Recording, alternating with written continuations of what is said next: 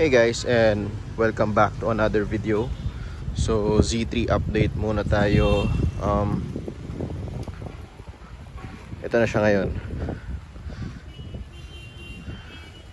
So obviously bago yung convertible top, palit tayo ng brand new na burgundy top from the States. In-order natin and then locally na natin pina-install. And then syempre malaking change sa look yung pagpalit natin ng wheels. Well, obviously alam nyo na yan kung anong gulong yan. Yan yeah. So normally ang wheels na yan nilalagay yan sa mga JDM cars, pero diba, para maiba and para unique, ginawa natin, kinabit natin sa Euro. And buti na lang okay yung naging resulta. Bumagay siya and also naging period correct yung itsura ng auto. So yun naman yung goal natin dito, maging parang proper spec na Z3 na 1.9 narrow body. And then bago yung exhaust natin, yan. So yung lumang exhaust kasi medyo basag na yung tunog and medyo may rust na, pero sa bagong exhaust natin, medyo mas maingay siya ngayon, mas malalim yung tunog, and maybe baka maglagay tayo ng resonator. So we got this car around January of 2021, and then ang dami nangyari. Isa-isayin natin. So basically syempre pag kukuha kayo ng project car, especially yung mga used project car, or let's just say used cars like mga 90s cars na ganito, adventure yan. Hindi yan yung parang bumili ka ng brand yung kotse sa kasa and then yan na yun. Pero syempre kaya tayo kumukuha ng ganitong klaseng kotse, sabihin na nating luma, 90s, is because yung character ng auto, yung paging fun i-drive ng auto, all mechanical, wala siya ng mga electronic masyado compared to the new cars. Iba talaga yung feeling mag-drive ng 90s cars. Ito yung parang golden era kasi ng automotive industry back in the 1990s until early 2000s. Diyan nilabas yung mga sobrang magagandang klaseng auto. Okay, so again, susubukan ko ilagay yung picture nung mga pinalitan nating pyesa simula na nakuha natin tong Z3. So start natin yung kwento sa nakuha namin siya nung January 2021.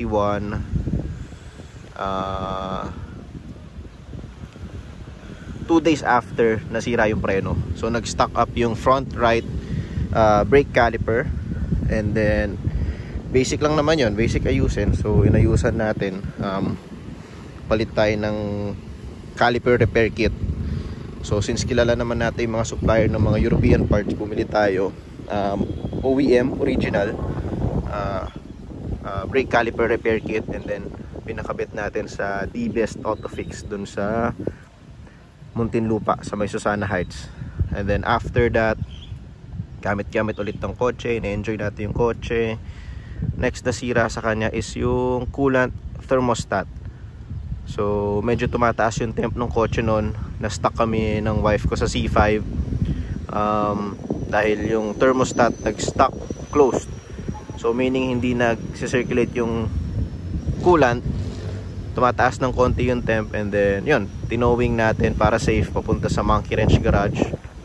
And then yun, bumili tayo ng original brand new na thermostat assembly kasama yung coolant pipe na plastic para sure.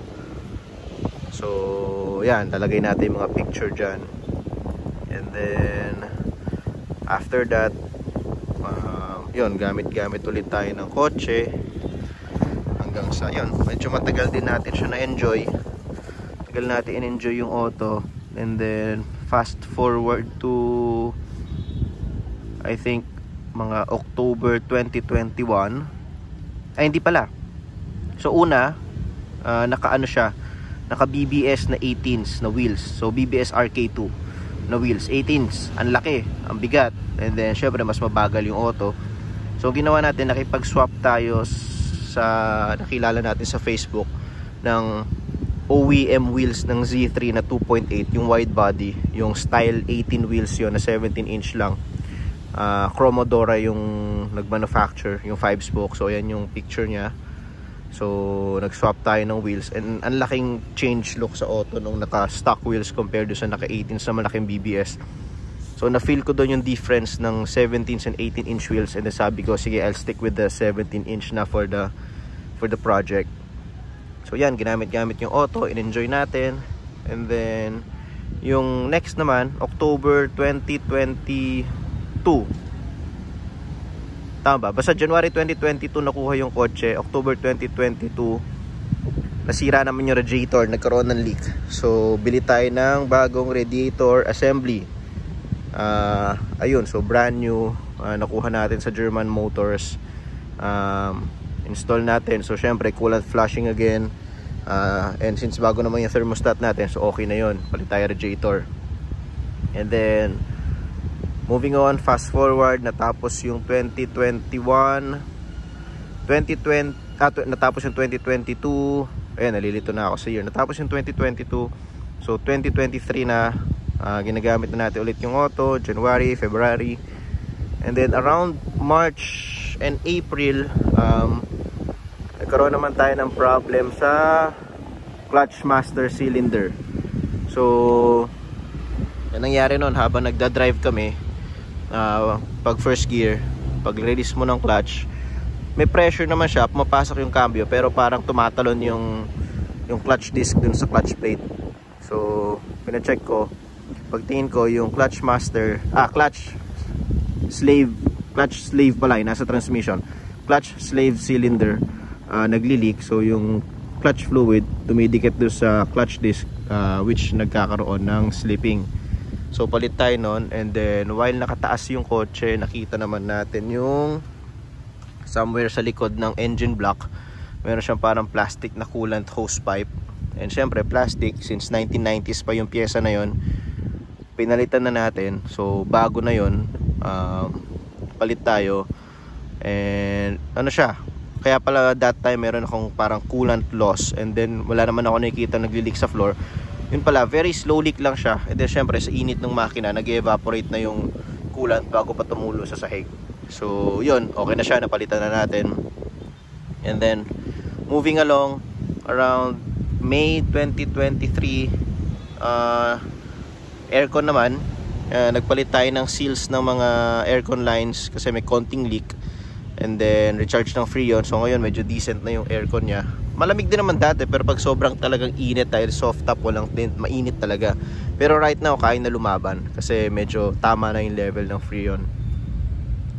And then moving along, sira naman sa kanya is yung door lock. Around August yata 2023, door lock module naman yung nasira sa kanya. So nangyayari, pag nilalak ko yung driver side, ayaw mag-lock ng passenger side. I have to manually lock the passenger side para maisara siya sa mall. So ang problem, itong hindi siya kagaya nung Mazda MX-5 natin before. So meron siyang keyhole dito. And then ito kasing right side, walang susian kasi yun, power lock nga siya. So ayun, nasira yung door lock dun sa passenger side. Anong nangyayari, hindi, kahit na i-lock mo siya sa driver side, di siya nag-lock, di siya nag-activate. So bumili tayo nun, since that's from the 1997 pa yata yung module na yun. And syempre kung sira yung passenger side, bibili na rin natin sa left side. So dalawa, pinili natin yung dalawa. And then gamit-gamit ulit, gamit-gamit. Ang next naman nasira sa kanya is yung ito, door handle. Suddenly pagbukas ko ng pinto,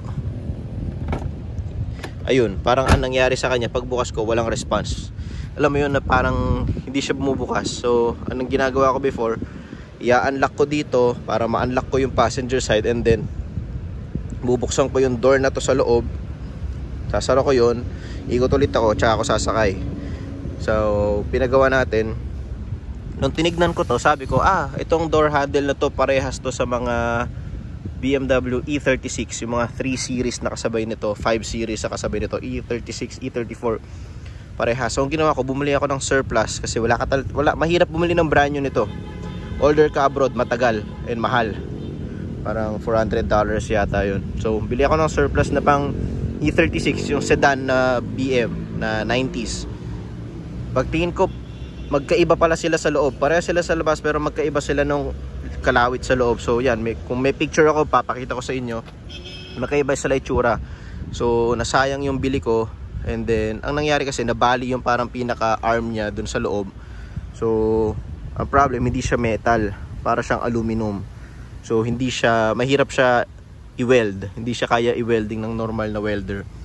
And then hanggang sa nakahanap ako ng magaling na nagwe-welding ng aluminum para lang mapagdikit yung arm na yon. And then ayun, parang inabot yata ako ng 5 days sa paghahanap ng ng magwe-welding. So 5 days ko hindi siya nagamit dahil wala akong door handle eh. So yun, napa-welding natin, naayos na. And then next naman is common sakit to ng mga Z3. Yung part na to, may gasket yan, so nagli-leak. Ang tendency niyan, pumapasok yung tubig dito and then magda-drop dun sa trunk. Now, bukod dun sa pag-leak sa loob, pinupundi niya yung yung T10 bulbs para sa brake light. So pinupundi niya yon. Nangyayari, kinakalawang yung mga socket. So nagpalit tayo ng gasket seal for that third brake light. Naayos natin. And then yun na, dumating na yung time ng September. Dumating yung order natin ng burgundy top. So from US, brand new, kaya malinaw yung salamin. Pero heat sealed siya, hindi siya yung parang may ganon tapos nasa loob na nakatahi. So kasi mas matibay yung heat sealed, since aftermarket na, nagdiretso na tayo sa heat sealed since mas matibay, mas matagal ang lifespan. And then kasabay nun, nung pinakabit natin, syempre yung BMWs are known for parang brittle plastics. So yung cover na yan, kasi parang glove box yan eh, yung cover na yan, basag-basag na yan before, yung plastic na yun. So pina-repair natin. And then pina-upholstery ko ng leather na kamatch nung parang leather dito sa dashboard.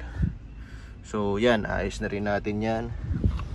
And then next naman, bago tayo nagkabit ng exhaust, nais ko yung differential housing gasket.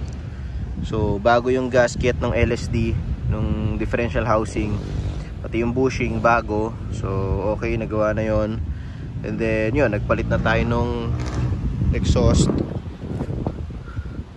So ayan yung exhaust, nagpalit na tayo nyan. Sobrang ingay. Baka magkabit tayo ng resonator soon. And then lastly, ayan, yung wheels. Yan yung kinabit natin. So yan na. Yan ay nangyari sa kanya sa loob ng 2022 and then 2023. Ganyan ang buhay project car or buhay ng may ganitong klaseng kotse. So hindi siya yung all fun and games sa parang, oy, sarap ng buhay mo, nagda-drive ka lang, naka top down, drive ka ng sports car mo, ganyan. No. Kailangan pag ganito medyo dedicated ka, gumastos, para syempre maging reliable at mabuo yung kotse. So yun, tignan natin 2024 kung ano yung mga next plans natin. Pero nakikita natin yung height, no, medyo mataas yung fender gap dito. Well, syempre normal naman sa kotse yung nagpapalit ka ng shocks, pero let's see kung ilo-lowered ba natin to ng konti or keep it like this. Palit pa tayo ng mas magandang preno, mas malaking preno, or I don't know. Ang isa ko na lang nabibitin ako dito is yung headlights. Hindi kasi yan yung factory headlights, hindi yan yung stock na headlights. Parang ano yan eh, aftermarket sa US yan eh, projector. Parang gusto ko ibalik sa original. So naghahanap lang ako ng magandang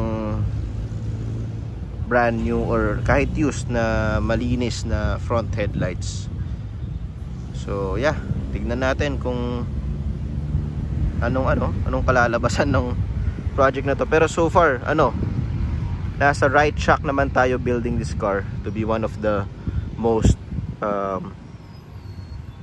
well spec or malinis na Z3. Parang nandun na naman tayo sa tamang direksyon. Siguro a few abubots, a few changes, and then yeah, let's see. Pero so far sobrang happy ako dun sa itsura ng auto. I mean, kanya-kanya tayo ng preference pag sinabi nating maganda eh. Pero for me, sobrang gustong gusto ko itsura niya ngayon. Ang laki ng nagbago na. And kaya pala bronze yung spec ng wheels natin. Bronze yung kulay ng gulong is para to complement the burgundy top. Kasi last time nung silver yung mags, yung OEM mags niya, tapos red yung top, parang kulang eh.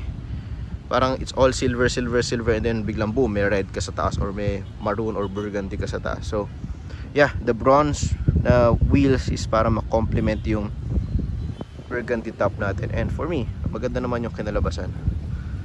So yan yung Z3 update natin. And comment down below. Sige, lakasan na ng loob. Comment down below kung ano yung tingin nyo dito sa itsura ng project car natin. Kung ano yung tingin yung itsura nito, okay ba? And kung ano yung tingin nyo parang mas okay pa ilagay dito sa Z3. Comment lang natin dyan sa baba. Alright, so sige, abangan natin yung susunod na mga vlogs natin tungkol sa kotse na to. And sa mga adventure pa tungkol sa kotse na to. So kita-kits tayo sa kalsada and kita-kits tayo sa mga car meet.